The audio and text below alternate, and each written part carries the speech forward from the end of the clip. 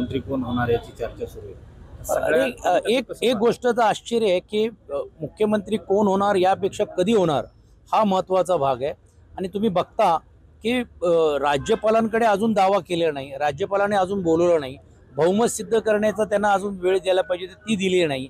आणि लगेचच पक्षाच्या वतीने शपथविधी या तारखेला आहोत, या जागेवरती आहोत असं ज्यावेळी सांगण्यात येतो त्यावेळी हा लोकांच्या मनामध्ये संभ्रम आहे की बाबा घटनेनुसार ज्या गोष्टी व्हायला पाहिजे होत्या किंवा नियमाप्रमाणे ज्या गोष्टी व्हायला पाहिजे ते होत आहेत की नाही होत आहेत हा संभ्रम लोकांच्या मनामध्ये। पण मला वाटतं नजीकच्या काळामध्ये मुख्यमंत्री मिळेल, जो कोणी मुख्यमंत्री येईल राज्याचा हिताचा निर्णय हे लोकांचं घेण्याचं काम केलं पाहिजे। ते जर घेतलं नाही तर विरोधी पक्ष नात्याने प्रत्येक पावलावरती लोकांचा आवाज म्हणून आम्ही रस्त्यावर उतरू किंवा विधानसभा आणि विधान परिषदमध्ये आवाज आम्ही मांडण्याचं काम निश्चितपणे आम्ही करू, आम्ही थांबणार नाही आहोत।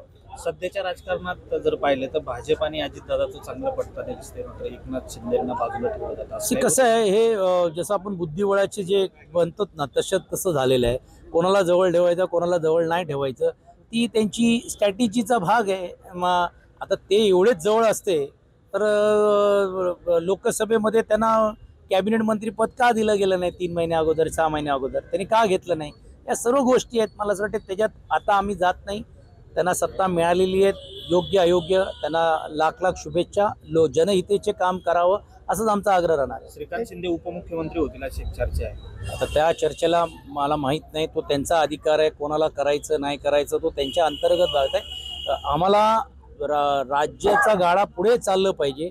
जे आज थांबलेले आहेत प्रशासन GR काढतोय आणि मग कार्यवाहू मुख्यमंत्री नाही पण उपमुख्यमंत्री तिकडे सांगतायत की हा GR आम्हाला रद्द करावा लागेल। म्हणजे नेमकं काय चाललंय हे राज्य बघतोय।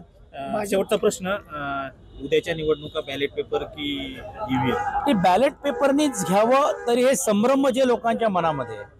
म्हणजे काही गावांमध्ये तर लोक म्हणतात आम्ही ॲफिडेव्हिट लिहून द्यायला तयार आहोत, आम्ही मतदान केलं पण आमचं मतदान पोचलेलं आहे की नाही पोचलेलं हा आमच्या मनामध्ये संभ्रम आहे। तर हे कुठेतरी दूर करायचं असेल तोच एक मार्ग आहे। शिंदेच्या शिवसेनेतील काही मंत्र्यांना डच्चू देण्याची शक्यता वर्तवली जाते।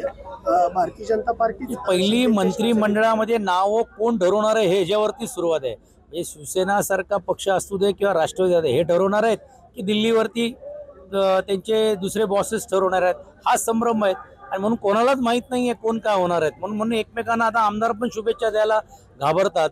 कारण तुम्ही बघितलं असेल भरत शेठ बिचारे आमचे जे सहकारी मित्र होते त्यांचं काय झालं।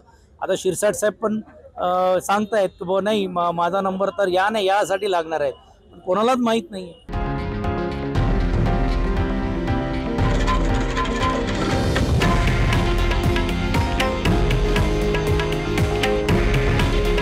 हे आहे देशातील नंबर 1 न्यूज नेटवर्क आणि आपण पाहत आहात TV9 मराठी।